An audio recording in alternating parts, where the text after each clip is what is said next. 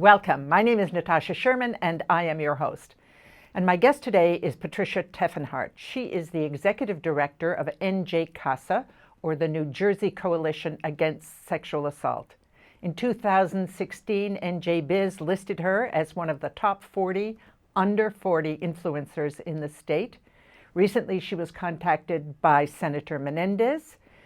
He has an award that he gives to women trailblazers, and it is in honor of his mother, Evangeline Menendez, and Patricia will be receiving one of those awards. So I'm delighted that you're here. Welcome. Thank you so much. It's nice to be back. Yes, exactly. Be back. So, there's so much that goes on in your organization and the changes and the intense mission you have. So I think I'll just start by asking you, how's it going? We've been busy. Yeah. It's been, I think I have the pleasure of joining you maybe once a year. Yes. And I feel as if I have grown in my position as the executive director since I first joined you probably in 2014. And the work of the organization is probably now more important than ever. Yes. And the ability to have really substantive conversations with stakeholders and policymakers is now more important than ever also. So we've been really busy trying to influence policy, really inform policymaking with facts, making sure that stakeholders understand the importance of not just the work of our organization, which is its own independent 501c3, but the work of the county-based rape crisis centers that are part of our organization. We've got a lot of work to do. Yeah. And, first of all, in the introduction, I really want to congratulate you because the work that you do reflects that recognition. So it really points to how active you've been and how motivated you've been and how focused you've been.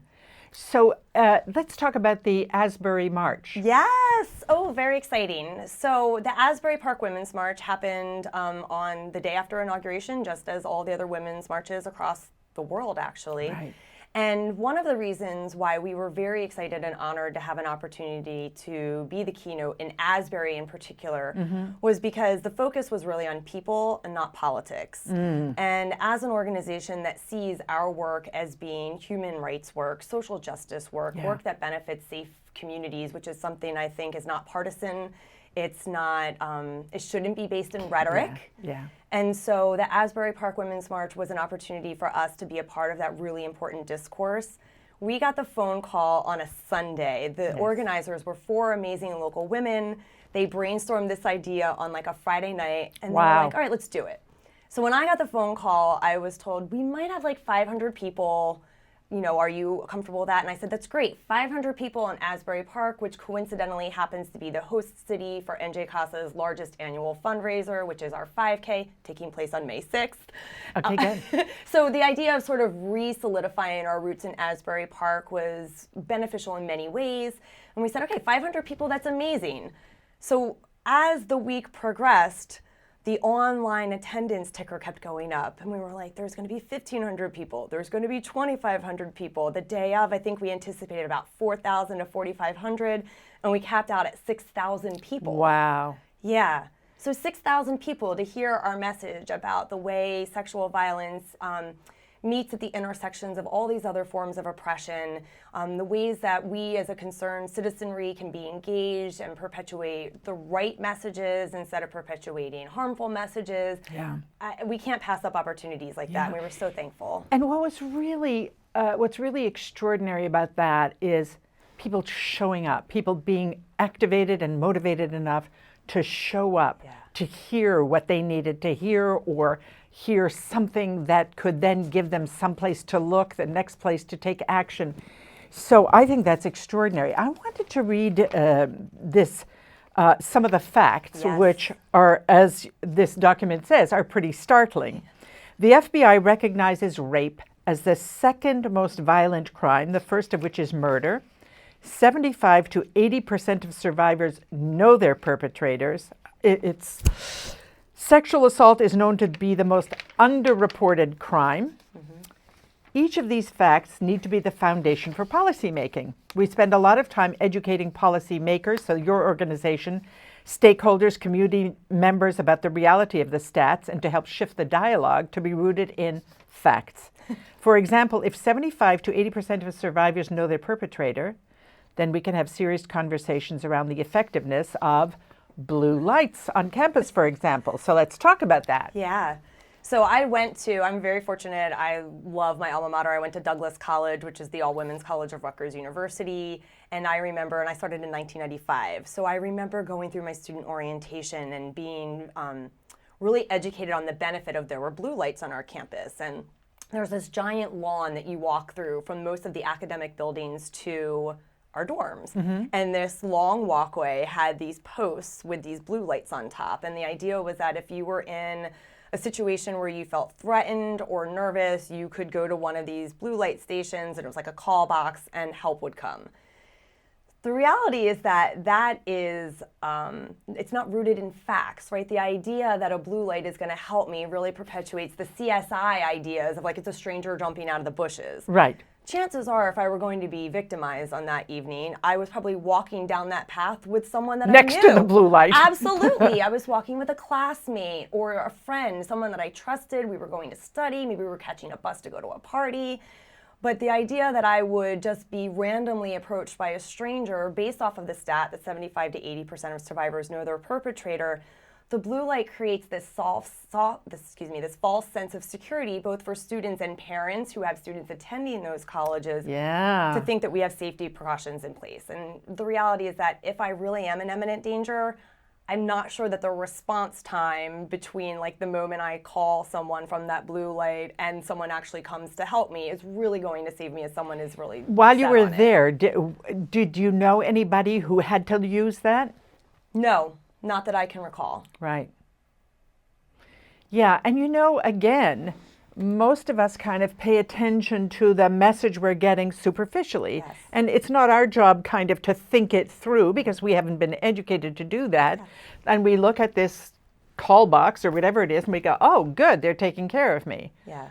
But yeah, and campuses are an interesting place to sort of ground a lot of the discussion because a lot of the interest in introducing and passing campus-based legislation over the last couple of years has really been based on some false statistics and false facts and really well-intentioned policymakers not being experts in the issue. And that's where the reality of like the coalition comes into play because we are experts on this issue and we can inform policy with facts and we can help, if for no other reason, make the legislative process more efficient. Yes. Because for every bill that's introduced that we have to voice opposition to, it slows down the process. If we really want to create safer communities, then the idea would be to engage us in the policy-making process so we can put forth bills and pieces of legislation. And is that happening? It's happening more and more. I think, to your point before, we've been really busy. Yes. And so every time we have a successful piece of legislation that's passed, every time we have a great opportunity to be in the press or in the media or receive awards, it's all a greater opportunity for people to see us as thought leaders. And so we get more calls now preempting pieces of legislation being introduced so we can help inform what they should look like. So the last time you were on the show, there was some piece of legislation, I don't think it had been passed, but it was a piece of legislation that I think was going to force the college administration to immediately report any incident to the police and get the law involved. And superficially, it looked like, oh, that makes sense.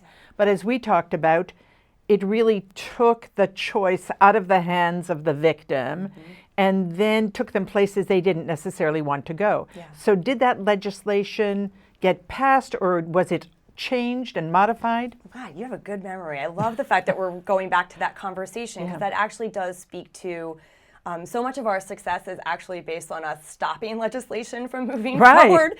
Not that we didn't successfully move forward a number of important pieces of legislation over the last 2 years or so, but the most important thing we were able to do was to take that conversation you and I had that conversation with so many thought leaders and policymakers about the idea of mandatory reporting, really stripping a survivor of his or her rights to engage law enforcement. And if the issue is campus accountability, let's focus on campus accountability, not on subjecting survivors to a process through which they might not be ready to engage.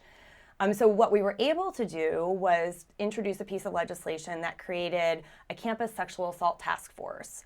So we found really smart sponsors, some of whom were sponsors of that mandatory reporting legislation. And we said, look, we're not really at a place where we can support this. And there are so many moving pieces to campus legislation right now. Why don't we create a task force that would be comprised of experts in the field, both from campuses, not campuses. The coalition sits as the co-chair of the task force. And why don't we spend a year really diving deep on these issues? Let's look at the federal regulations. Let's take a look at where Title IX is impacting campus safety. Let's make sure we're not undoing unknowingly federal regulations. Make sure we're not placing duplicative burdens on campuses. Let's get really to the heart of these issues. So the campus task force legislation passed unanimously through both houses, was signed by the governor, and we are now about 7 to 8 months into our time together. Wow. And we'll be issuing a report for policy recommendations to the legislature and the governor's office probably about June or July of this year. So we were able to slow down the moving parts that were creating tension for us to focus on, let's create a real solid policy document to inform policymakers about what should happen on college campuses. And may I be so bold as to ask you what you think should happen? So I can't speak on behalf of the task force, Right. because the task force, we are still coming up Sure. with our uniform guidance. And what we've agreed to is that we might not all agree. Yeah. And that we'll articulate that in the policy recommendations also, that, Right. 3/4 of the task force felt this. There was 1/4 that felt this. These are the considerations that we want policymakers to understand and to reach out to the different parties on the task force for future guidance if they're considering policies in any of these areas. From the coalition's perspective, what we really still hold true, which is similar to the conversation you and I had last time, and that's students on college campuses deserve the same rights and access to services as a survivor anywhere else. Right. And that some of the pieces of legislation that were being proposed were counter to that. The other thing that we know to be true, and we've had this conversation too, I remember our very first conversation together talking about gender norms and gender reveal parties. There's a lot of focus on prevention messaging happening on college campuses, which is important. But if we are waiting until a student enters college to have these meaningful conversations about how to prevent sexual violence on campus, we are missing the mark. And so we're really trying to engage the dialogue in a way that's more based off of what we know to be true as experts in the field, that primary prevention has to be work that starts at home and infused in community conversations, Right. and that it can't be something that's even done in just K through 12 schools, because the idea that a student's going to spend 40 minutes in an auditorium presentation about sexual violence prevention and then go home and perhaps be influenced by the media or cultural dynamics in their communities, we're still not going to actually prevent sexual assaults from happening. We have to be really realistic and take a look at the hard work that's going to entail. Yeah. One of the things that, and I was talking about this with someone the other day, about this law that you and I had discussed, or this piece of policy. And one of the things she said was, on the parts of the campuses, the administration, if they're not charged with reporting it, then in the past they've also hidden it. So then what do you do to hold them accountable? I think that's the overwhelming issue that we're trying to contend with. I think the idea is we know for sure that there are some campuses that have been underreporting instances of sexual assaults on their campuses. But the idea of forcing a student to pay the price for the administration's lack of transparency isn't the right answer. Right. And it's not true that all campuses are withholding statistics either. One of the things that we try to bring back to the higher level of this discourse is the reality is that sexual assault, and you articulated this in your statistics, is the most underreported crime everywhere. On college campuses, in our neighborhoods, in Princeton, in my hometown of Holmdel, it's the most underreported crime. There's so much stigma attached to it. There are so many survivors who maybe do originally come forward, and then there might just be not enough evidence to move their case forward, and that makes survivors feel as if they're not being honored, and then that shuts survivors down. I also think part of it is, again, as you talk about, it has to happen way before. I think sometimes victims will second guess themselves. Well, maybe it wasn't. Maybe Sure. Maybe it really wasn't rape. Maybe I somehow was in collusion with them, not meaning to be, Yeah. And I think that's also where a large part of education has to take place. Sure, and why do we think that? Because we internalize misogyny, because we grow up in rape culture, because we've seen it happen to other survivors where they've said one thing and they've been questioned and interrogated. Why were you wearing that? Why were you there? Why were you with this person? And so it's not an unfounded lack of self-doubt. It's really based off of the public narratives that are permeating our consciousness. And so I think, one of the things that we're working on right now is doing some high-profile case studies. So we're looking, for example, at the Governor's Advisory Council Against Sexual Violence. We are now moving our quarterly meetings. We're going to try this out for 2017 and have an analysis of some really high-profile cases. And we're going to start in March with the Brock Turner case. Because the Brock Turner case has so many elements that really reinforce positive things that we talk about. So we ask people to be active bystanders. In the Brock Turner case, we had 2 individuals on bicycles who witnessed the assault taking place, interrupted the assault, held the perpetrator until police came. They engaged in the action and they stopped the assault from continuing. We had a survivor who came forward, who showed up in court, who I'm sure everyone has at least read or heard her compelling testimony about how this impacted her. And then we have a system who, at the end of the day, continued to showcase this white privileged male as a swimmer from Stanford rather than a rapist, and who was held minimally accountable from the criminal justice process. I think he served less than 90 days in jail for, again, to the statistic you brought up, the second most violent crime, the first of which is murder. Yes. So if they have it rated next to murder, one would think that the penalties should be severe. Yeah. And they're not. In many cases, they're not. And so those are the kinds of questions that survivors ask themselves. I read about that case. Why would I come forward? I saw that survivor was strong and she was brave and she had witnesses and she had all of the right things that we say we need to prosecute a case. He was found guilty, but the penalties were just so minimal that survivors think, why go through this? Yeah.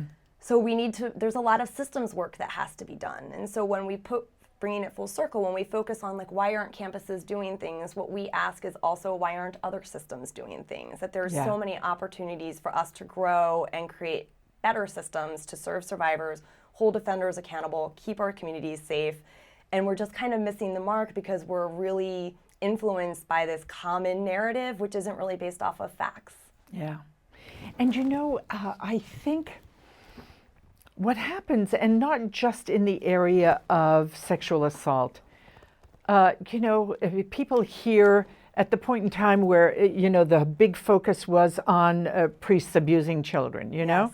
and then that becomes old news, and you hear a new story, and there we go again, it just becomes background rather than foreground. And I think sometimes sexual assault, becomes, another case. Well, what's interesting is I think that that's true. I think that's probably a rather new phenomenon because for so long people weren't talking about it at all. I think probably only the last 5 to 8 years has this been something that people talked about more regularly. But I'm not sure if you're aware that there was just a case that happened in Highland Park maybe last week or 10 days ago. There was a young woman walking down the street who was taken by gunpoint, brought into a basement. She was physically beaten while she was sexually assaulted. She escaped, went and knocked on a neighbor's door. They called the police. And then all these alerts went out to the community about this happened because the perpetrator was still at large. And that really reinforces that CSI type of mentality, put the blue lights all around Highland Park. Right. And then all of the social media messages, again, super well-intentioned, but the police department and the prosecutor's office put out statements about how to keep yourself safe, right? So this happened at 5 o'clock in the afternoon, and it's now still light at 5 o'clock in the afternoon.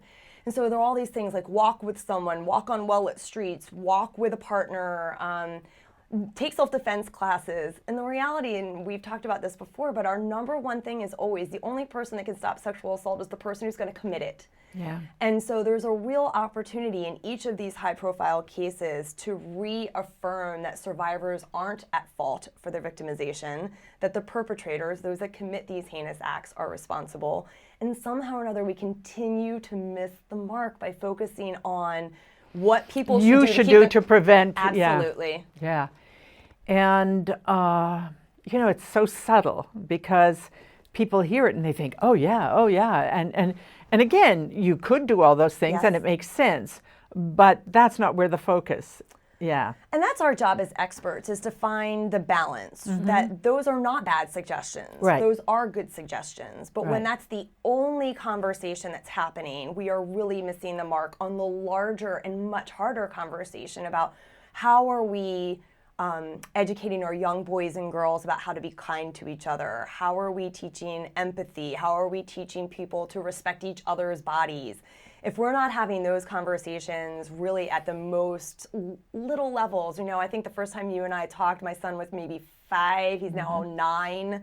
And he understands a little bit more now about what I do, and having those conversations about, like, this is your body, this is what I expect you to think of other people's bodies and to respect boundaries. It all starts at home, and it's a lot easier, though, to say it's every system's responsibility to fix it. What are the schools doing? What's going on in K through 12? What's going on in the colleges and the universities?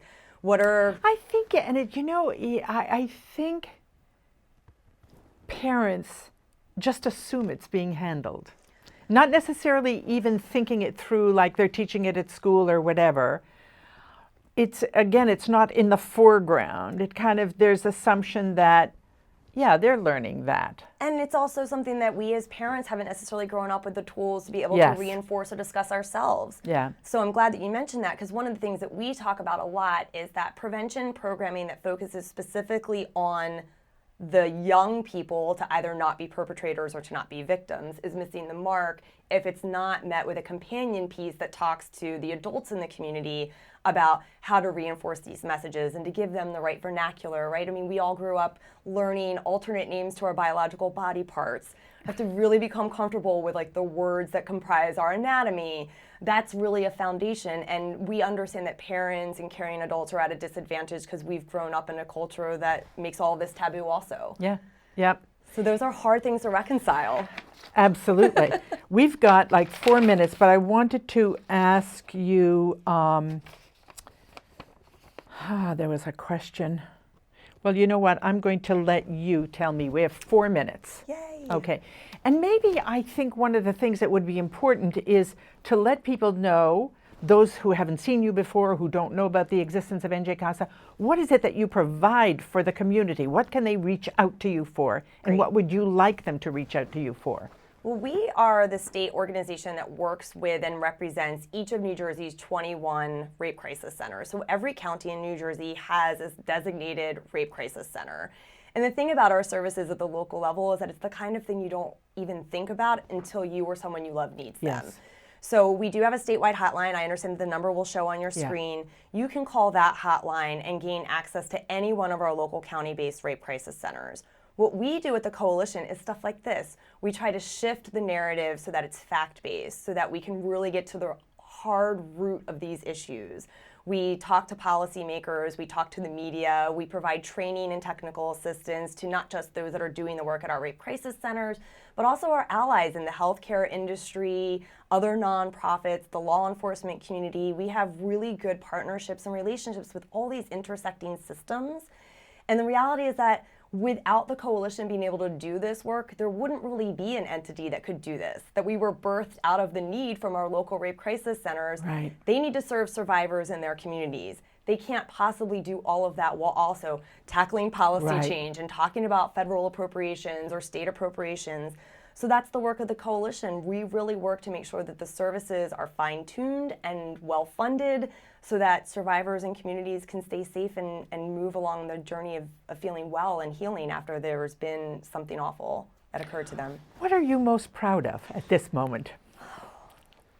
Two things. Since I've been the executive director, I started in September of 2013, we successfully passed the Sexual Assault Survivor Protection Act of 2015. It took us a long time to move this piece of legislation, but it really is a testament to the fact that our work is nonpartisan. We had strong policymakers on both sides of the aisle. We received unanimous votes through both houses, and we were signed by the governor. And this piece of policy expanded the provision of protective orders for a greater number of sexual assault survivors. And then the second thing that I'm very proud of that really has very high impact levels at the local level is that we were able to increase state appropriations. So the highest level of funding rape crisis centers have ever received in the state budget was $1 million. In the Corzine administration, we dropped down to $900,000. We stayed steady. And over the last couple years, we've been able to increase this slowly. And now the last 2 years, we've had $4.1 million in state appropriations, which allowed us to not have fewer waiting lists. I mean, we have some counties that have waiting lists. Imagine that you're a survivor in crisis and you have to wait 6 months to get into a counseling appointment. So for these free and confidential services to have waiting lists really creates a disservice. That it's most important that survivors have access to services at the moment that they're most seeking them. So those are two things that we're really proud of. Pretty incredible. Yeah. So we are at the end of our time. Thank you so much for our yearly reunion. I love it every year. And for coming back and giving us updates. It's really important work that you're doing. And congratulations, and keep on keeping on. Thank you. My name is Natasha Sherman. Thank you for joining us.